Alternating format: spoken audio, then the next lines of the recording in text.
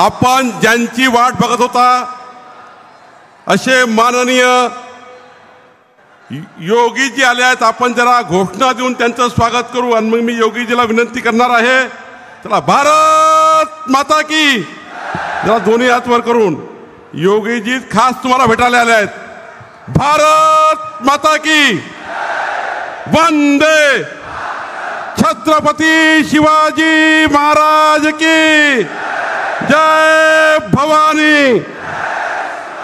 आता मी म्हणेल जय श्रीराम जय श्रीराम. तुम्ही म्हणायचं योगीजी को जय श्रीराम. जय श्रीराम जय श्रीराम जय श्रीराम जय श्रीराम